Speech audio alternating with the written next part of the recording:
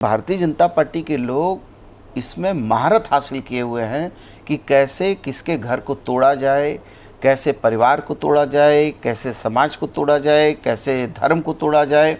इसके ये लोग बहुत ही ये जानकार लोग हैं। इसमें इन्होंने महारत हासिल कर लिया। पीठ में छुरा मारने वाले को पसंद करते नहीं और छुरा भोंकने वाले को न पसंद करते हैं, न मारने वाले को पसंद करते हैं। उन्होंने जिस तरीके से विरोधाभासी बयान दिए हैं, वो विरोधाभासी बयान कहीं ना कहीं भारतीय जनता पार्टी के एक सोची समझी साजिश का हिस्सा है। हाथ का जो है रिमोट भारतीय जनता पार्टी के हाथ में था और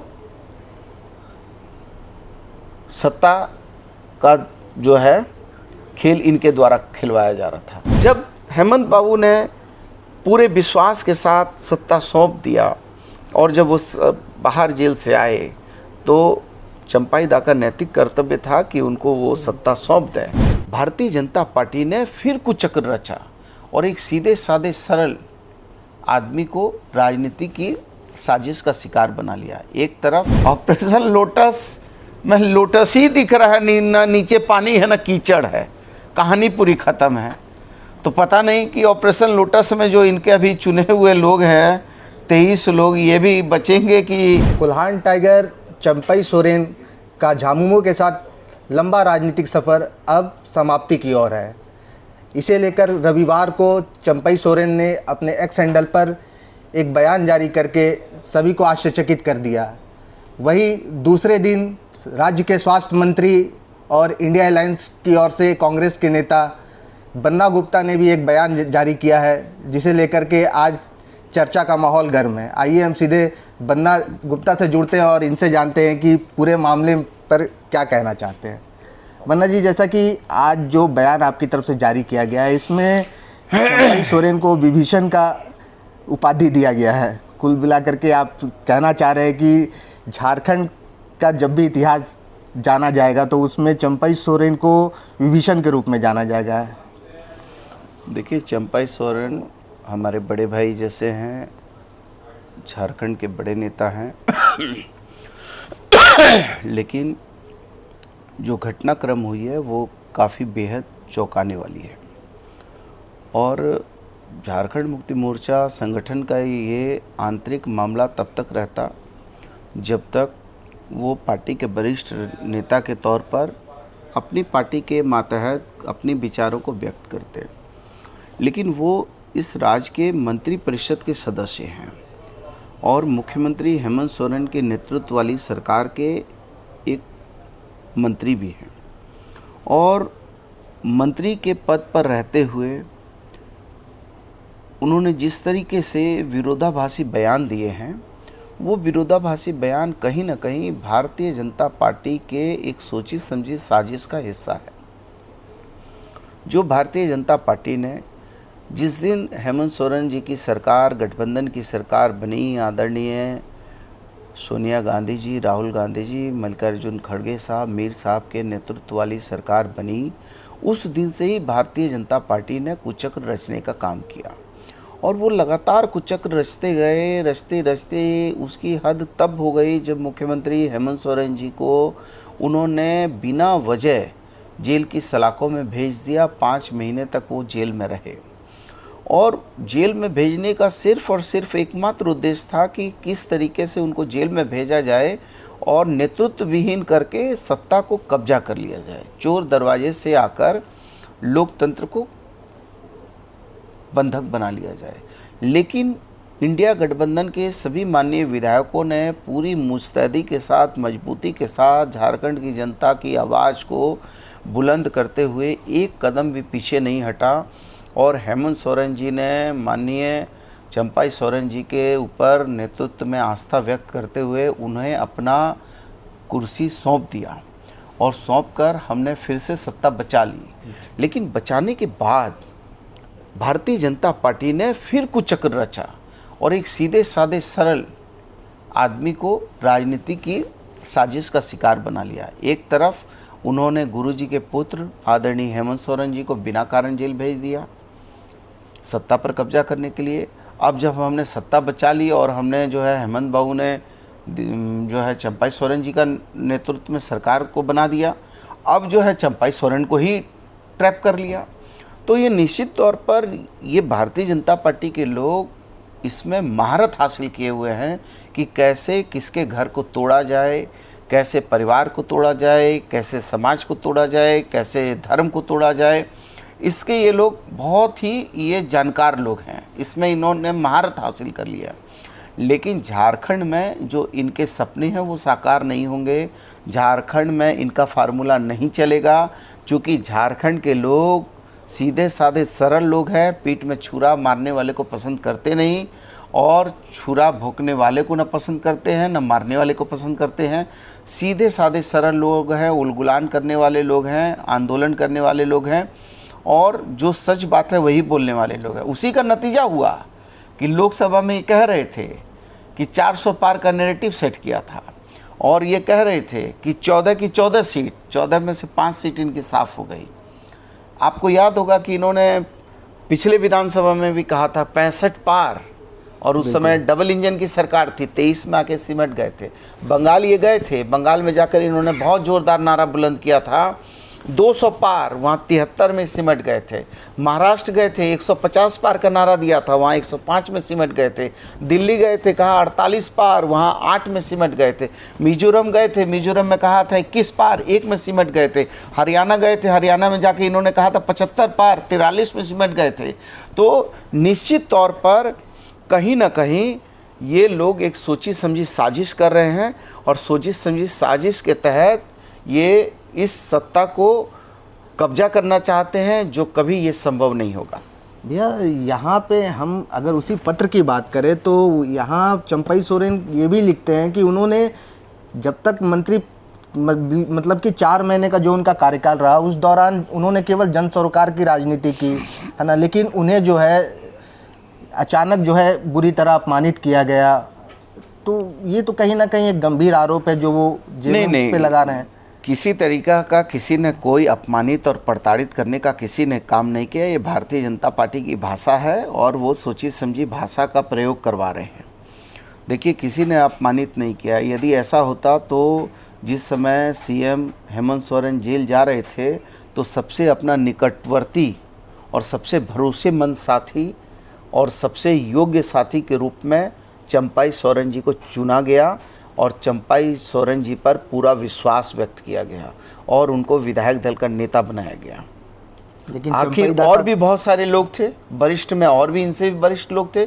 नलिन सोरेन साहब थे, स्टीफन मरांडी साहब थे, बहुत और लोग थे। लेकिन हेमंत सोरेन जी ने पूर्ण आस्था व्यक्त करते हुए इनको सीएम की कुर्सी का दायित्व दिया। और जब दायित्व दिया, आप देखिए इतिहास को भी आपको याद रखना होगा कि जब मर्यादा पुरुषोत्तम श्री राम जब वनवास पे गए तो भरत ने मर्यादा पुरुषोत्तम श्री राम की चरण पादुका को सत्ता पर उनके सिंहासन पर रख के चलाया। कभी वो उस कुर्सी पे नहीं बैठे। जैसे ही मर्यादा पुरुषोत्तम राम आए तो उन्होंने तुरंत सत्ता सौंप दिया। इतिहास को देखते हुए तो जो सत्ता लोभी का जो लाइन आपने जो लिखा है अपने पत्र में, वो शायद इसी चीज़ को दर्शा रहा है। अब जो हो, लेकिन मैं कहीं ना कहीं मैं इस बात से बहुत ही असहमत हूँ कि लोकतंत्र नीति और नैतिकता पर चलता है। लोकतंत्र नीति नैतिकता पर चलता है, और तंत्र मजबूती से, व्यवस्था जो है मजबूती से चलती है। तो लोक में कोई रेल मंत्री नहीं चलाता है, लेकिन जब रेल 4 बार 10 बार डिरेल होती है तो रेल मंत्री नैतिकता के आधार पर इस्तीफा देता है। तो जब तक नैतिक मूल्य नहीं होंगे, नैतिकता नहीं होगी, तब तक लोकतंत्र नहीं चलेगा। जब हेमंत बाबू ने पूरे विश्वास के साथ सत्ता सौंप दिया, और जब वो बाहर जेल से आए तो चंपाई दा का नैतिक कर्तव्य था कि उनको वो सत्ता सौंप दें। लेकिन चंपाई दा भी उस पत्र में यही बोलना चाह रहे हैं कि मतलब वो तो खुद चाहते थे कि सत्ता उन्हें कुछ समय दिया जाए, लेकिन पीजीटी शिक्षकों का जो नियुक्ति पत्र वितरण का मामला था उसे रोक दिया गया। वो भी बाकायदा एक कर्मचारी के द्वारा सीएमओ ऑफिस से कर्मचारी उन्हें फ़ोन करके उनके कार्यक्रमों को रद्द करा रहा है। तो ऐसे में कहीं ना कहीं अपमानित होने का पीड़ा वो झेल रहे थे।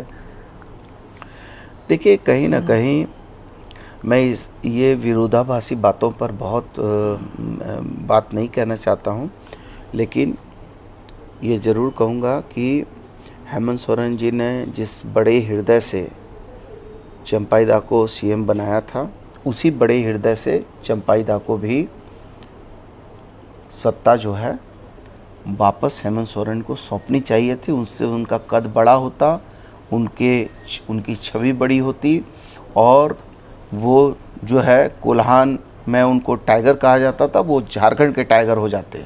लेकिन कहीं ना कहीं उनके कुछ कतिपय लोगों ने गलत मशवरा देकर, गलत चाल चलकर, देखिए राजनीति एक ऐसा विषय है कि एक भी कदम यदि आपने उल्टा पुल्टा चल लिया या एक भी कदम गलत चल दिया तो राजनीति के सारे जो है मानक टूट जाते हैं।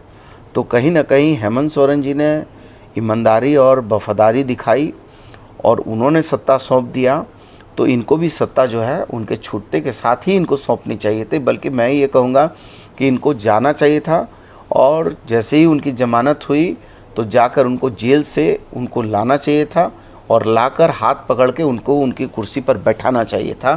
तब ये नैतिक मूल्य होते, नैतिकता होती।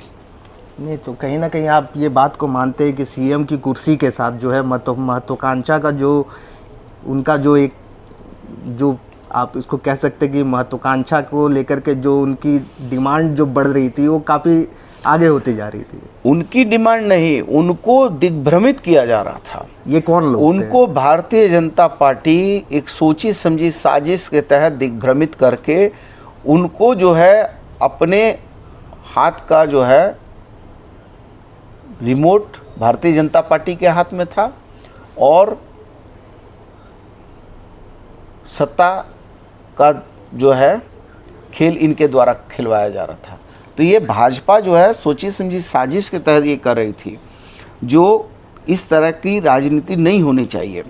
जब पूर्ण बहुमत की सरकार है और हमने पूर्ण बहुमत की सरकार बनाई, हेमंत सोरेन जी को जिस तरीके से जेल भेजा गया, राजभवन में ले जाके प्रताड़ित किया गया, अपमानित किया गया, और हमारे पूरे के पूरे बहुमत होने के बाद भी हमको जो है सरकार बनाने का न्योता तब तक नहीं दिया गया जब तक हमने खुद से जो है विधायकों ने परेड नहीं करके दिखा दिया, पूरी दुनिया को बता दिया कि हम सारे विधायक इंटैक्ट हैं और हमारे पास पूर्ण बहुमत है। तब जाकर मजबूरी बस भारतीय जनता पार्टी को, केंद्र की सरकार को, हमको जो है सत्ता में वापस आने दिया गया। अब तो जीतन राम मांझी जो कि इस तरह का कृत्य पहले कर चुके हैं वो भी बधाई दे रहे हैं इस मामले में। नहीं देंगे, जो समान विचारधारा के लोग होते हैं वो एक दूसरे को बधाइयाँ देते हैं, इसमें कोई बुरा नहीं है। तो आप मान रहे हैं कि जीतन राम मांझी और चंपई सोरेन की विचारधारा जो एक है। नहीं, मैंने ये कहाँ कहा, मैंने कहा कि समान विचारधारा आप और हम में दोस्ती तभी होगी जब आपके और हमारे विचारधारा मिलेंगे। जब आपके और हमारे विचार नहीं मिलेंगे तो दोस्ती नहीं होगी, समन्वय नहीं होगा। आज तो बहुत सारे ऐसे लोग होते हैं जो किसी को कुछ चीज़ पसंद होता है, आपको खाने में कुछ चीज़ पसंद है, मुझे खाने में कुछ चीज़ पसंद है। आपको जो है लंबे बाल रखने में आपको अच्छा लगता है, मैं देखिए बहुत छोटा छोटा बाल रखता हूँ।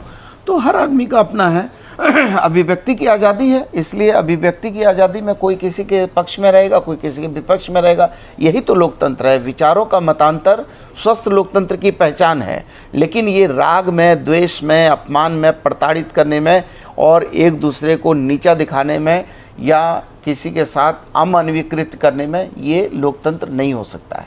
आज के बयान में आपने एक लाइन ऐड किया है कि चंपई अपनी करनी पर पछता रहे हैं। तो मतलब ये ऐसा क्या हो गया, मतलब वहाँ जाने पे उनको बीजेपी द्वारा पूछा नहीं जा रहा है, या अब वो किस पार्टी को ज्वाइन करे या अपनी पार्टी खुद बनाए, इस पर विचार कर रहे हैं? ऐसी क्या मतलब चीज़ें सामने अब देखिए, बहुत चीज़ें तो ऐसी हैं जो समय के साथ सारी चीज़ें सामने आ जाएंगी और बहुत जल्दी झारखंड में चुनाव भी होने वाला है। जनता मालिक है और जनता एक एक चीज़ का मूल्यांकन करती है। जनता चुनेगी और जनता हमारी सरकार की भी योजनाओं को, जैसे मैया सम्मान योजना हमने लागू किया, ओल्ड पेंशन स्कीम लागू किया, सर्जन पेंशन स्कीम लागू किया, पोटो खेल योजना, बहुत तरह की योजनाएं लागू किया है।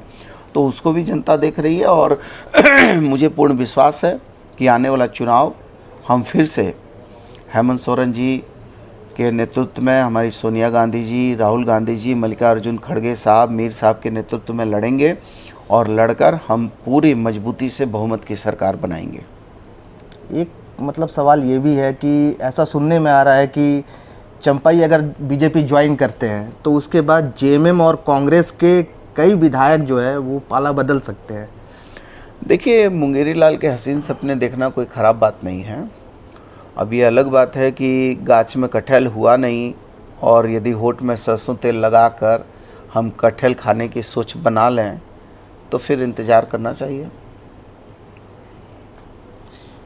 और जैसा एक चीज़ आपने और ऐड किया था उसमें कि बाबूलाल मरांडी जो है वो चंपई सोरेन के बीजेपी में ज्वाइनिंग का विरोध कर रहे हैं, तो ऐसे में कितनी मुश्किलें बढ़ेंगी चंपईदा के लिए अगर वो बीजेपी ज्वाइन करते हैं? मैंने ये नहीं कहा। बाबूलाल जी तो आदरणीय हैं, बड़े नेता हैं झारखंड के। जिस समय वो जेवीएम में उन्होंने जेवीएम के मातहत खुद चुनाव लड़ा और उनके विधायकों ने लड़ा, विधायक भी चुन के आए, लेकिन सारे के सारे विधायकों को तोड़कर भाजपा ने सुपड़ा साफ कर दिया उनका और उनको अलग थलग कर दिया।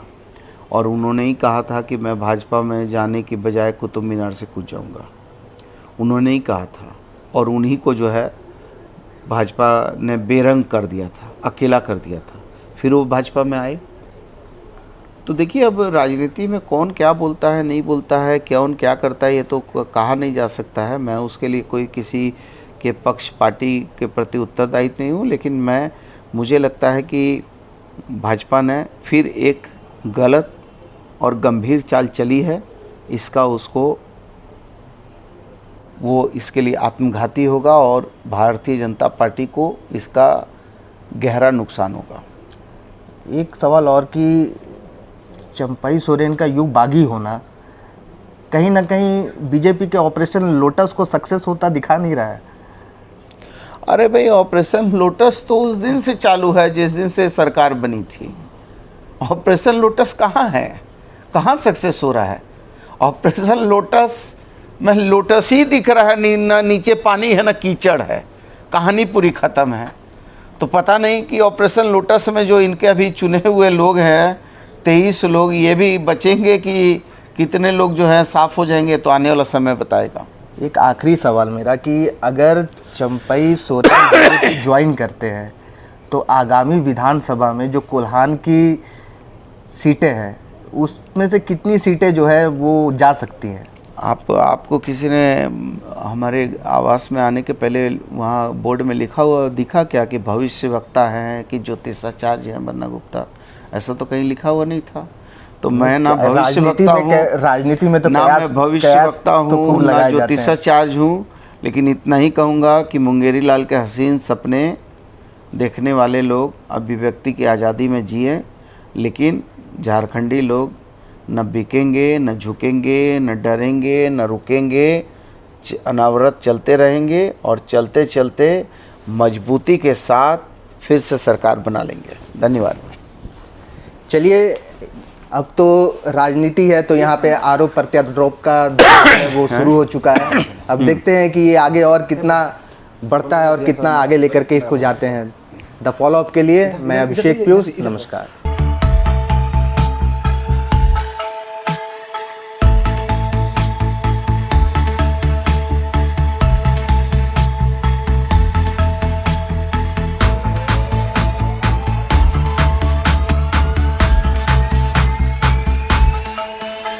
बायोम मेडिकल प्रिपरेशन का एकमात्र संस्थान जहां है complete digital classrooms, individual doubt counters, video lectures, student tracking system, library facility, 100% result oriented rankers batch, study package and class notes in PDF. thefollowup.in. Like, share, and subscribe. www.thefollowup.in